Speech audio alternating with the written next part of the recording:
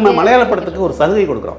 அந்த படம் சில இடங்களில் ஸ்லோவாக போனால் கூட அது மலையாள படம் அப்படி தான் இருக்கணும், நம்ம அட்ஜஸ்ட் ஆகிட்டு படம் பார்க்குறோம். தமிழ் படத்தில் கொஞ்சம் ஸ்லோவாக போனால் ஃபஸ்ட் ஹாஃபில் அந்த 15 நிமிஷத்துக்கு அப்புறம் கொஞ்சம் லேக் இருக்குங்க அப்படின்னு சொல்கிறாங்க. படம் பார்க்குற ஆடியன்ஸ் எல்லாருமே டைரக்டராகவே இருக்காங்க தமிழ்நாட்டில். அதே மாதிரி வெளியிலேருந்து பார்க்குற எல்லாருமே ப்ரொடியூசராக இருக்காங்க. இந்த படம் இவ்வளோ கலெக்ட் பண்ணிடுச்சு, அதெல்லாம் ரொம்ப அபத்தமாக இருக்கு எனக்கு. இந்த படம் 100 கோடி கலெக்ட் பண்ணணும், உனக்கு என்ன பிரச்சனை? உனக்கு மாதம் இன்க்ரிமெண்ட் என்ன, சம்பளம் என்ன, நீ ஏன் அந்த கவலையை படுறேன்னு எனக்கு புரியல.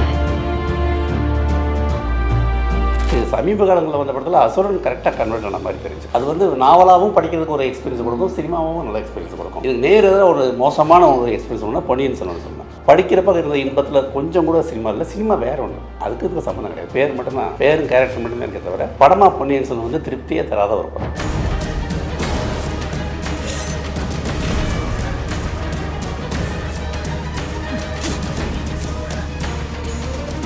விஜய் சேதுபதிங்கிறது அதெல்லாம் கொஞ்சம் அடையாளம் எடுத்து வச்சு கேரக்டர் பண்ணார். அதில் ஃபிக்ஸ் வரக்கூடிய ஒரு பிளேயர் அவர் பேரோட பேருன்னு தெரியாது.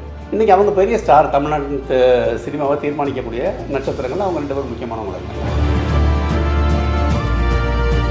2-3 படம் நடித்தோடனே அவங்களுக்கு ஒரு இமேஜ் வந்துடும். அப்போ அவங்க சில விஷயங்களை டிக்டேட் பண்ணியிருப்பாங்க. அது வந்து கதையை கொஞ்சம் மாற்றும். அந்த சிக்கல் எல்லா டைரக்டர்களுக்கும் இருக்கக்கூடிய சிக்கல்.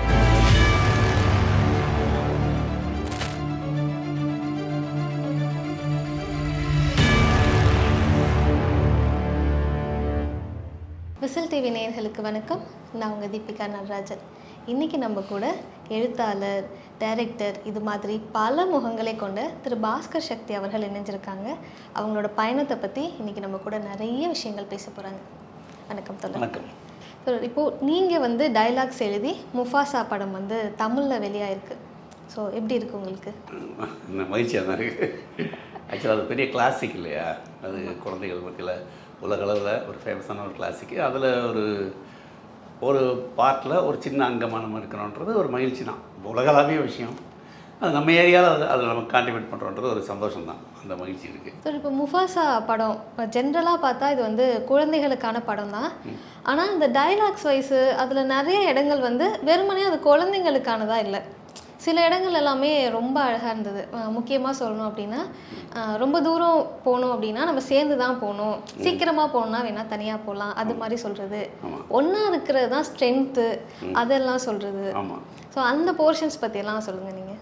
இல்லை, பொதுவாக அந்த மாதிரி முஃபாசான்னு இல்லை, அவதாரிலையுமே கூட இந்த மாதிரியான தத்துவார்த்தமான வசனங்கள்லாம் வைப்பாங்க அவங்க. இது வந்து குழந்தைகளுக்கான படம்னு நீங்கள் அதை சுருக்கிடவே முடியாது. இது எப்படின்னா, குழந்தைகளுக்கான கதை, ஆனால் அதுக்கு நடுவில் சொல்கிற விஷயங்கள் வந்து எல்லாருக்குமானதாக இருக்கும். அதில் நீங்கள் சொல்கிறதெல்லாம் அதில் ஒரு பெரிய தத்துவம். அதில் குறிப்பாக அந்த ரஃபிக்கிங்கிற குரங்கு பேசுறதுலாம் ஒரு பெரிய பிலாசபி பேசும். அது அதாவது அதுக்கிட்ட ஒரு ஸ்பிரிச்சுவாலிட்டி ஒன்று இருக்குது. அந்த கேரக்டரை அவங்க அப்படியே டிசைன் பண்ணியிருக்காங்க. அந்த ஸ்பிரிச்சுவாலிட்டியில் வரும்போது அந்த டைலாக்லாம் ரொம்ப விரிவாக நமக்கு ரொம்ப வித்தியாசமாக தெரியும். எல்லா டைலாக்கும் இங்கிலீஷில் இருக்கும். ஆக்சுவலி நான் க்ரியேட் பண்ணதுன்னு அதெல்லாம் சொல்ல கிளைம் பண்ண முடியாது. அதாவது நம்ம தமிழ் ஃப்ளேவரோடு நம்ம எப்படி சொல்கிறோம், நம்ம மொழியில் அதை எப்படி சொல்கிறோன்றது தான் நமக்கு இருக்கக்கூடிய சேலஞ்சு. தவிர அந்த சோர்ஸ் எல்லாமே அவங்க அழகாக வச்சுருப்பாங்க. அதை இங்கிலீஷில் நீங்கள் பார்த்தீங்கன்னா தெரியும். அது ரொம்ப ரொம்ப பிடிச்ச விஷயம். அது எளிமையாக ஒரு பெரிய இதை சொல்லுவாங்க. அதெல்லாம் எனக்கு ரொம்ப பிடிச்ச விஷயங்கள் தான். அதே மாதிரி வழி தவறுனதுனால தான் வழியை கண்டுபிடிக்க முடியும் அப்படின்லாம் வரும். அந்த மாதிரி விஷயங்கள்லாம் வந்து ஒரு சின்ன ஸ்பார்க்கு, ஒரு ஸ்பிரிச்சுவாலிட்டி, லைஃப் பற்றின ஒரு விஷயம், அதெல்லாம் அதில் வரும். ரொம்ப நல்லா இருந்தது அது பார்க்கும்போதே. தேங்க்யூ. நீங்கள் சொன்னீங்களா, அது நீ ஒரு ஆங்கிலத்தில் வந்த படம்னா அந்த டைலாக்ஸ் எல்லாம் தமிழ் படுத்தியிருக்காங்கன்னு. சில இடங்கள் எல்லாம் வந்து தியேட்டரே பயங்கரமாக சத்தம் போட்டுச்சு. சிறகடிச்சு பறப்போம் அது சொல்கிற இடம்.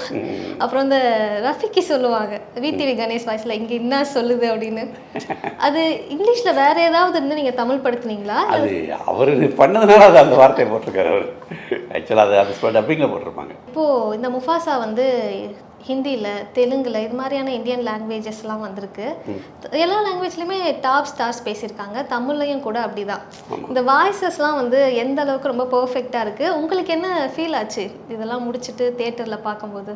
எனக்கு தியேட்டர் பார்க்க ரொம்ப பிடிச்சிருந்தது. என்னென்னா, அவங்க அதுக்கெல்லாம் ரொம்ப பெரிய ஒர்க் பண்ணுறாங்க பேக்ரவுண்டில். இதுக்கு யாருக்கு எந்த வாய்ஸ்னு. ஆக்சுவலாக இந்த லைன் கிங் 1 வந்துச்சு 2019 நினைக்கிறேன். அது அந்த டைமில் வந்து ரொம்ப பெரிய ஹிட். அதாவது அரவிந்த் சாமி, சித்தார்த், சிங்கம்புலி, ஒரு மறைந்த மனோபாலா, இவங்கெல்லாம் பேசியிருந்தாங்க. அது மிகப்பெரிய வரவேற்பு இருந்துச்சு அந்த இதுக்கு. உங்களுக்கு என்னென்னா, நமக்கு தமிழ் ஆடியன்ஸுக்கு என்னென்னா, அந்த குரல்லாம் பரிச்சயமான குரல் டக்குன்னு கனெக்ட் ஆவாங்க. நீங்கள் யாரோ ஒரு டப்பிங் ஆர்டிஸ்ட் தெரியாத, அடையாளம் தெரியாத அல்லது பேர் தெரியாத டப்பிங் ஆர்டிஸ்ட் பேசுகிறத விட நம்ம பரிச்சயமான குரல்களில் அந்த விலங்குகள் பேசும்போது ரொம்ப ஈஸியாக கனெக்ட் ஆகும். அதுக்கான இதில் தான் அவங்க எடுக்கிறாங்க. அது ரொம்ப நல்லா ஒர்க் அவுட் ஆகுது. நீங்கள் இப்போ விடிவி கணேஷ் பற்றி சொல்கிறீங்க இல்லையா, விடிவி கணேஷோட அந்த டைலாக் வந்து தமிழில் வந்து ரொம்ப பாப்புலர். அதை ஒரு இடத்துல கரெக்டாக காயின் பண்ணும்போது தியேட்டரே அப்படியே ஒரே ஆரவாரம் பண்ணுறாங்க. அதெல்லாம் வந்து அது ஸ்பாட்டில் பண்ணியிருப்பாங்க. ஏன்னா நான் ஆக்சுவலாக அந்த டைலாக் நான் எழுதுகிற ஞாபகம் இல்லை எனக்கு. அந்த இங்கே என்ன சொல்லுது அப்படின்றது வந்து அவர் பண்ணதுனால அதை செஞ்சுருக்காங்க. வேறு ஏதாவது பண்ணியிருந்தால் அது கொஞ்சம் வேறு ஏதாவது இருந்திருக்கணும். அது ரொம்ப பேசிக்காக வந்து பாஸ்கர் சக்தி அப்படிங்கிற ஒரு எழுத்தாளர் தான். அதுக்கப்புறமா வந்து தொலைக்காட்சி தொடர்களில் இருந்தீங்க, படங்கள் எழுதுனீங்க, இப்போ டைரக்டராக இருக்கீங்க. இந்த ஜேர்னி எப்படி இருக்குது? என்ன சொல்ல, திட்டமிடாத ஒரு ஜேர்னி, பட் அது ஒரு அழகான ஒரு பேட்டர்ன் அப்படின்னு நான் நினைக்கிறேன். விகடனில் ஆக்சுவலி ஒரு கதை எழுதிட்டு அப்புறம் பத்திரிகையாளராக சேர்ந்தேன். அங்கே இருக்கும்போது நிறைய எழுதினேன் விகடனில் தொடர்ந்து. அப்புறம் ஒரு இடத்துல விகடன் பத்திரிகை வேலையை விட்டுட்டு நான் ஷிஃப்ட் ஆகி சீரியல் டைலாக்ஸ் போனேன். அதில் ஒரு பெரிய அச்சீவ்மெண்ட்டு, வெட்டி ஒலி கோலங்கள் மாதிரி நிறைய அது முடிஞ்சு அப்படியே அங்கேருந்து அது வந்து ஒரு என்ன சொல்கிறது, ரொம்ப நேச்சுரல் டிரான்ஸ்ஃபர்மேஷன். அது அதுலேருந்து நான் படத்துக்கு வந்தது. திருமுருகன் வந்து மெட்டிவலி பண்ணவர். அடுத்து படம் பண்ணும்போது டக்குன்னு நீங்கள் தான் எழுதணுன்னாரு. ஸோ சினிமாவுக்கு கூட வந்துட்டேன். சினிமாவிலே ஒரு ரொம்ப ஸ்மூத்தான ஜேர்னி. நிறைய நல்ல படங்கள் என்ன சொல்லணும், சுசீந்திரனுடைய முதல் 3 படங்கள் 4 படங்கள் 5 ஆரம்பகால படங்கள் எல்லாமே நான் தான் எழுதினேன். அது வந்து முதல் படம் ஹிட்டு, வெள்ளிநாட்டு ஒடிக்குழு. 2வது படம் நான் மகனில் ஹிட்டு. 3வது படம் அழகர் சாமியின் கோரி, அது என்னுடைய கதையும் கூட. அது வந்து நேஷ்னல் அவார்டு வாங்கிச்சு, 2 நேஷ்னல் அவார்டு. அதுக்கப்புறம் ராஜபாட்டை சரியாக போகல. அதுக்கப்புறம் கொஞ்சம் கேப் விட்டு பாண்டிய நாடு ஒரு பெரிய ஹிட். அந்த மாதிரி அந்த கிராஃபெல்லாம் ரொம்ப நல்லா தான் இருந்துச்சு. அது அதுக்கப்புறம் டைரக்ஷனுக்கு நேச்சுரலாக நம்ம போய் சேர்ற ஒரு இடம் தமிழ்நாட்டில். இதெல்லாம் பண்ணியிருக்கும் போது என்ன படம் டைரக்ட் பண்ணுன்னு கேட்பாங்க. நீங்கள் அதை யோசிச்சதே இல்லையா அங்கே ஒர்க் பண்ணும்போது, ரைட் இந்த ஒரு ரீச்சுக்கு நம்ம போகணும், அந்த ஒரு இடத்த அடையணும்? அது மாதிரி நான் பிளானிங்கே பண்ணலை, பண்ணுற ஆளே இல்லை. நான் பிளான் பண்ணி வாழலை. அது இயல்பாக அது லைஃபோட போக்கிலேயே தான் இருக்கேன். நான் பெரிய திட்டமிட மாட்டேன். பொதுவாக இந்த எழுதுகிற இல்லை படிக்கக்கூடிய ஆளாக இருக்கும்போது அந்த ஒரு இலக்கிய மனநிலை வந்து பொதுவாகவே நம்ம பண்ணுற எல்லா வேலையிலுமே ரிஃப்ளெக்ட் ஆகும். சினிமா இது மாதிரி வரும்போது அது நிறைய கமர்ஷியல் ஆஸ்பெக்ட் தான் அதில் ரொம்ப முக்கியமாக இருக்குது. அதுதான் செல்லிங் பாயிண்ட்டும் கூட. எப்படி உங்களால் மாற்றிக்க முடியுது அது? இல்லை, சினிமாவில் வேலை செய்கிறேன் நான். இன்னொன்று, நான் இலக்கிய ஆள் தான், ஆனால் நான் வந்து சீரியலில் ஒர்க் பண்ணியிருக்கேன், சினிமாவில் ஒர்க் பண்ணியிருக்கேன். ஸோ அதனுடைய கமர்ஷியல் எலிமெண்ட்டெல்லாம் உள்ள நமக்குள்ளே இருக்கும். இன்னும் சொல்லலாம், பத்திரிகையிலே சில விஷயங்களை காம்ப்ரமைஸ் பண்ணிட்டு தான் இருப்போம். காம்ப்ரமைஸுங்கிறத விட வெகுஜன மக்களுக்கான பல்ஸை தெரிஞ்சுக்கிட்டு அதுக்கேற்ற மாதிரி நம்மளுடைய வேலையை அமைச்சிக்கிறது இருக்குல்ல. இந்த ப்ராசஸ் வந்து த்ரோட் தி கேரியர் இருக்குது. அதனால எனக்கு ஒன்றும் அது பெரியதாக தெரியல. அதுக்காண்டி ஒரு பக்கா கமர்ஷியல் பண்ணலாம்னா பண்ணலாம். அதுக்கு மைண்ட் செட்டு, அதுக்கான ப்ராக்டிஸ் பண்ணிக்கலாம், அவ்வளோதான். அடிப்படையில் எழுதுறது மட்டும் நான் பண்ணுறேன், டைரக்ஷன் தவிர்த்து. மீதி எல்லாமே நான் எழுத்த வேறு ஃபார்மில் பண்ணிக்கிட்டே இருக்கேன். அப்படி தானே, அந்த மாதிரி தான் கேரியர் இருந்துச்சு. அப்புறம் நீங்கள் சொல்கிறீங்க இல்லையா இலக்கியம், அது இந்த மனோபாவம் சொல்கிறேன்ல, பெரிய பிளான்லாம் பண்ண மாட்டேன். அதுவே இலக்கியத்திலேருந்து வந்தது தான். நீங்கள் அப்படியெல்லாம் எல்லாத்தையும் பிளான் பண்ணிட முடியாது அப்படின்ற ஒரு இது உள்ளே இருந்துகிட்டே இருக்கும். ஏன்னா நம்ம ஒரு பிளான் வச்சுருப்போம், டக்குன்னு கொரோனா வந்துடும், உங்கள் ஒரு பிளான் ஒர்க் அவுட் ஆகாது. இது வந்து பெரிய லாங் டேர்ம் பிளான் வேண்டி கிடக்கு அப்படின்ட்டு கேஷுவலாகவே இருந்தேன் நான். ஆனால் உங்களுக்கு தோணவே இல்லையா அந்த பிடிவாதம், நான் ஏன் காம்ப்ரமைஸ் பண்ணணும், நான் இப்படி தான் இருப்பேன்? நீங்கள் காம்ப்ரமைஸ் பண்ண சர்வே ஆக முடியாது. காம்ப்ரமைஸுங்கிறது எதில் காம்ப்ரமைஸ் பண்ணுறோங்கிறது தான் முக்கியம். அடிப்படையான சில விஷயங்களை காம்ப்ரமைஸ் பண்ண மாட்டேன். பட் இந்த விஷயத்த பண்ணுனா ஆடியன்ஸ் ரசிப்பாங்க, அது வந்து நம்ம நாம் ஸ்கூலில் இருக்குன்னா அதை பண்ணுவேன். அந்த மாதிரி தான். நம்ம ரொம்ப ஸ்ட்ரிக்டாக நீங்கள் அப்படி வாழவே முடியாது. நீங்கள் ரோட்டில் லெஃப்ட்டில் போகணுங்கிறதே காம்ப்ரமைஸ் தானுங்க.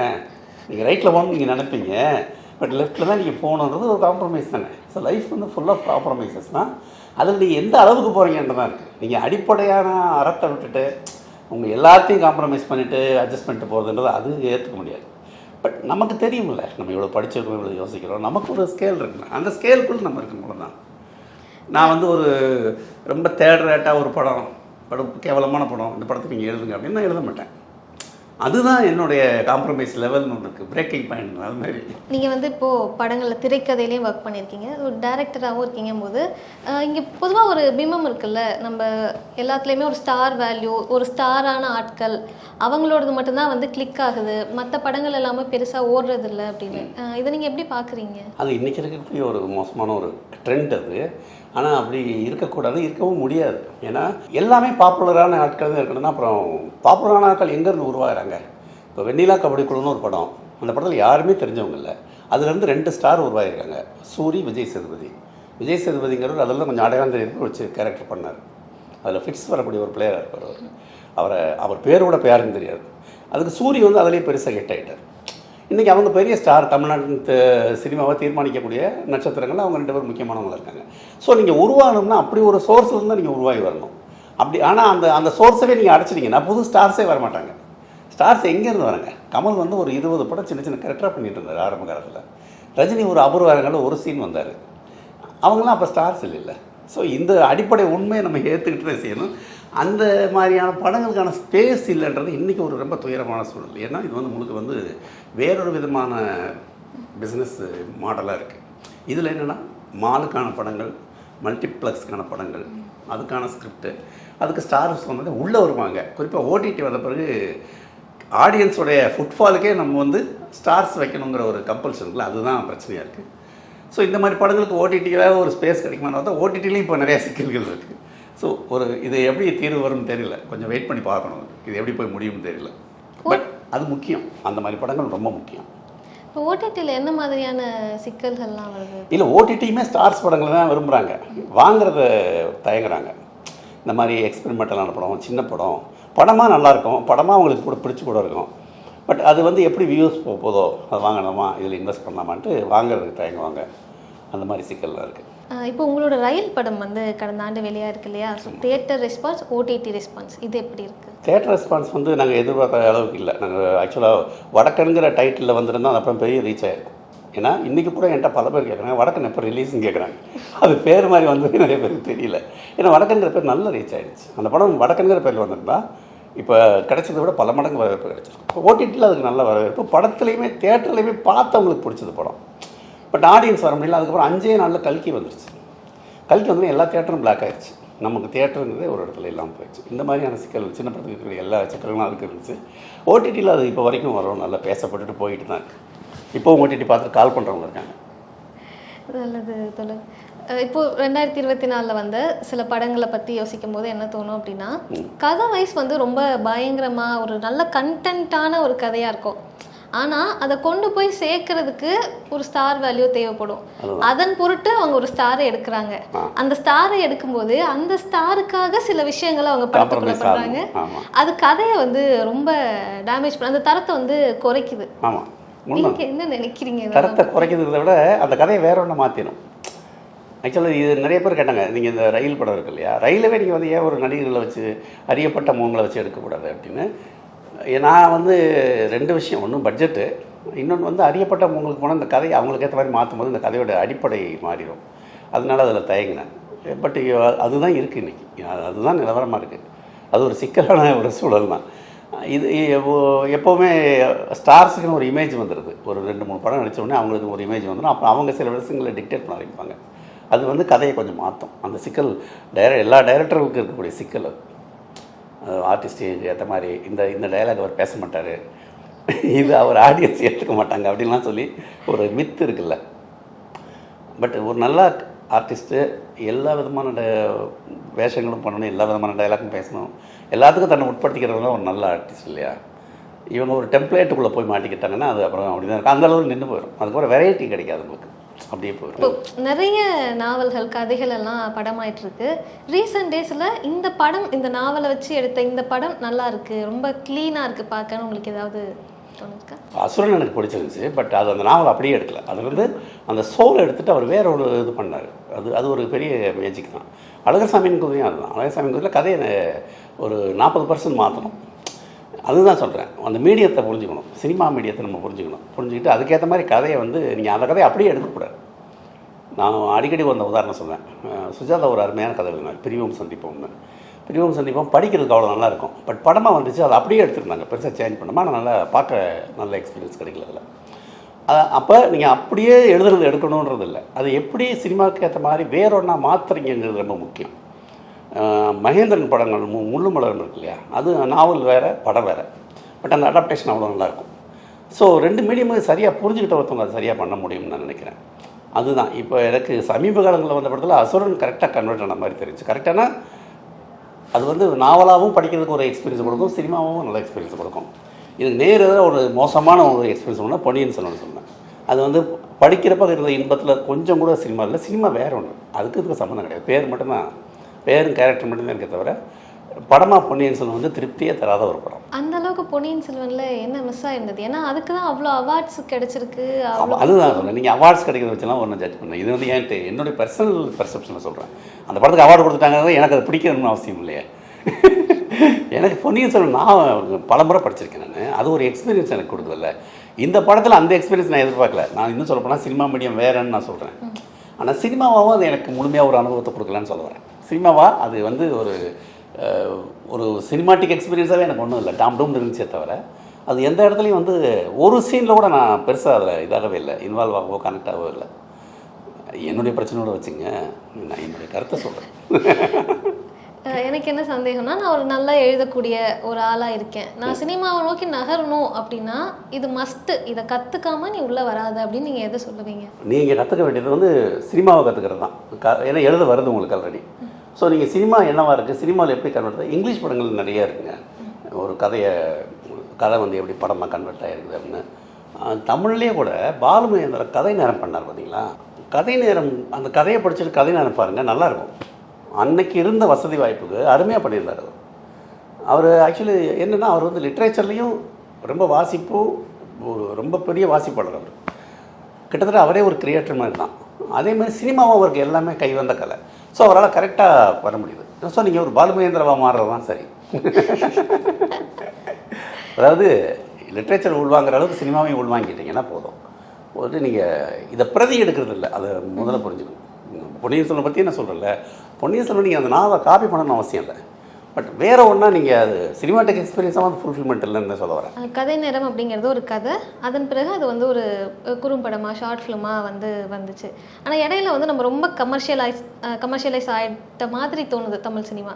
ஆனால் இப்போ திரும்பவும் அதுக்குள்ளே கொஞ்சம் கொஞ்சமாக இலக்கிய படைப்புகளின் வழியாக திரைக்கதை எழுதுறது, படங்கள் கொண்டு வர்றது அப்படின்னு ஒரு சின்ன முன்னேற்றம் தெரியுது. இதை நீங்கள் எப்படி பார்க்குறீங்க? ஆமாம், சில இடங்களில் இப்போ வெற்றிமாறன் செல்வம் முயற்சி பண்ணார். இப்போ உதாரணமாக விசாரணை பண்ணார். அவர் எல்லாத்துக்குமே ஏதாவது ஒரு வாடிவாசல் பண்ண போகிறாரு. அந்த மாதிரி ஒரு சில டைரக்டர்கள் பண்ணுறாங்க. வசந்தபாலன் தொடர்ந்து வந்து அவர் லிட்ரேச்சருக்குள்ளே இருக்கவர், சினிமா இருக்கவர், அவரும் சிலதான் ட்ரை பண்ணுறாரு. கமர்ஷியல் ஹிட்டுங்கிற இடத்துல வந்து சிக்கல் வந்துடுது. காவல் கோட்டத்துன்னு ஒரு போர்ஷன் எடுத்துகிட்டு ஆர்வான் பண்ணார். அது கமர்ஷியலாக ஹிட்டாக இருந்தால் தொடர்ந்து அது மாதிரி பண்ணியிருப்பாரு. அதுதான் கமர்ஷியல் வெற்றி தான் எல்லாத்தையும் தீர்மானிக்குது.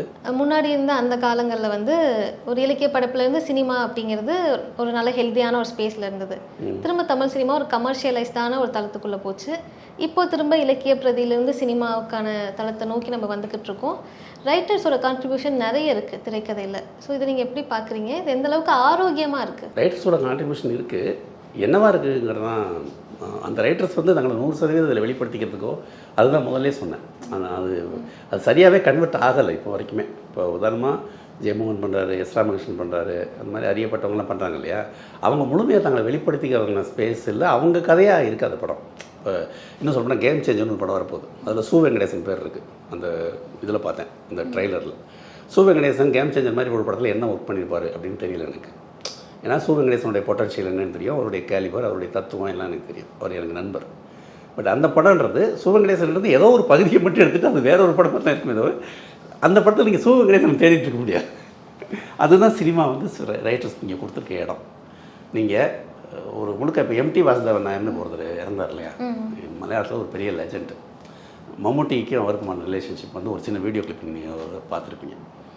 மம்முட்டியோட மிகப்பெரிய படங்களுக்கு அவர் தான் ஸ்கிரிப்ட் ரைட்டரு. அவர் வந்து ஒரு டைரக்டருக்கு மேலே கொண்டாடிக்கிட்டு இருந்தாங்க கேரளாவில். அதே மாதிரி அவருடைய படங்களும் கரெக்டாக இருந்துச்சு. அந்த மாதிரி ஒரு பர்சனாலிட்டி தமிழில் உருவாகவே இல்லை இப்போ வரைக்கும். ரைட்டர்ஸ் வந்து நின்று அப்படி நிற்கணும்னு தோணுது எனக்கு. அந்த கேலிபர் உள்ள ரைட்டரு, அந்த கேலிபர் உள்ள ரைட்டர் தமிழில் இருக்காங்க. ஆனால் அந்த கேலிபரை வந்து தமிழ் படம் பிரதிபலிக்காது. தமிழ் படம் வந்து அவங்ககிட்ட ஏதோ ஒரு ஏரியா மட்டும் பிச்சுக்கிறது, அவ்வளோதான். மற்றபடி அவங்கள முழுமையாக அதை உபயோகப்படுத்திக்கவே இல்லை. அவங்ககிட்ட கேட்டால் கமர்ஷியல் ரீசன் சொல்லுவாங்க. அவர் கொடுக்குற மாதிரி எடுத்தால் ஓடாது சார், இன்னும் ஒரே வரையில் முடிச்சிடுவாங்க. அது அப்படி இல்லை. என்னென்னா எல்லாமே இங்கே தீர்மானிக்கிறது வியாபாரங்கிறதுனால இதில் மாதிரி குறிப்பிட்டு இதுதான் காரணம், இவர் தான் காரணம் அப்படின்னு ரைட்டர்ஸையும் சொல்ல முடியல, டைரக்டரையும் சொல்ல முடியல. ஏன்னா எனக்கு 2 பேரையுமே தெரியும். அதனால் எனக்கு தெரியுது, இதில் இருக்க நியாயங்கள் தெரியுது. சரி தவறுகள் எது பிரச்சனைன்றதை பற்றி நம்ம வந்து ஒருத்தரை விரல் நீட்ட முடியாது. சூழலே வந்து உங்களுக்கு ஒரு விசியஸ் சர்க்கிளாக இருக்குது. அதனால தான் இது நடக்குது. நீங்கள் இன்னும் 10 ரைட்டர் கூட வரட்டும், 10 ரைட்டரில் ஒரு ரைட்டரையாவது முழுக்க கரெக்டாக உள்வாங்கி கரெக்டாக அதே மாதிரி எடுக்கிறாங்களான்னா அது ரைட்டர்ஸை வந்து அவங்க யூஸ் பண்ணிக்கிறது வேறு மாதிரி தான் யூஸ் பண்ணுறாங்க. ஆனால் மலையாள சினிமாவில் அது தொடர்ந்து நடக்குது இல்லை, கமர்ஷியலைஸாகவும் அந்த படம் ஹிட் ஆகுது, ஏன் அது தமிழில் கிளிக் ஆகவே இல்லை, மலையாளத்தில் வந்து ஆடியன்ஸ் மைண்ட் செட்டே ஒன்றுங்க. ஆடியன்ஸுடைய பார்வை இருக்குல்ல, அதுவே அது டோட்டலாக அதாவது அது சொசைட்டியோட விஷயந்தான். அது மலையாளத்தில் வந்து மலையாள ஆடியன்ஸே அவங்க ரைட்டர்ஸ்க்கு ஒரு இடம் கொடுக்குறாங்க. எம்டிவியை தமிழில் ஒரு கதையை சொல்லி எடுத்துருங்க, ஓடாது. அது என்னென்னா தமிழ் ஆடியன்ஸ் அந்த மாதிரி ஒரு டியூனே ஆகலை. மலையாளத்தில் ஆடியன்ஸும் டியூன் ஆகிறாங்க, டைரக்டர் டியூன் ஆகிறாரு, ரைட்டரும் டியூன் ஆகிறாரு, ப்ரொடியூசரும் டியூன் ஆகிறாரு. அதனால் அங்கே ஒரு ஆரோக்கியமான சூழல் இருக்குது. தமிழில் அது நடக்கலை.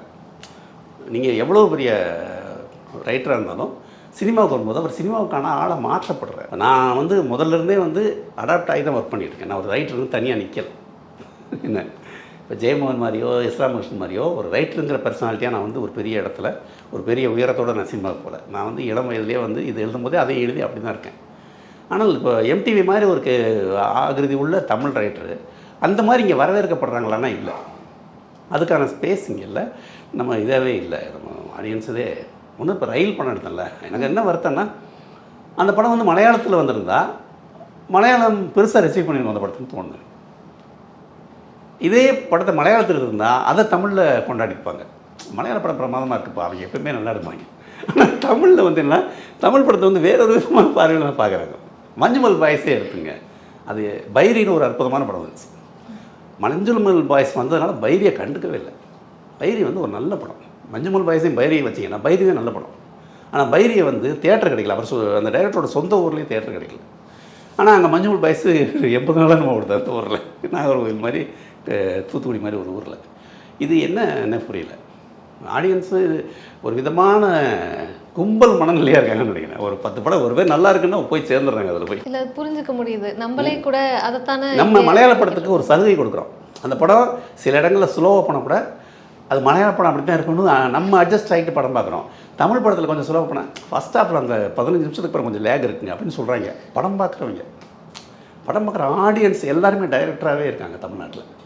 அதே மாதிரி வெளியிலேருந்து பார்க்குற எல்லாருமே ப்ரொடியூசராக இருக்காங்க. இந்த படம் இவ்வளோ கலெக்ட் பண்ணிடுச்சு, அதுதான் ரொம்ப அபத்தமாக இருக்குது எனக்கு. இந்த படம் 100 கோடி கலெக்ட் பண்ணால் உனக்கு என்ன பிரச்சனை? உனக்கு மாதம் இன்க்ரிமெண்ட் என்ன, சம்பளம் என்ன?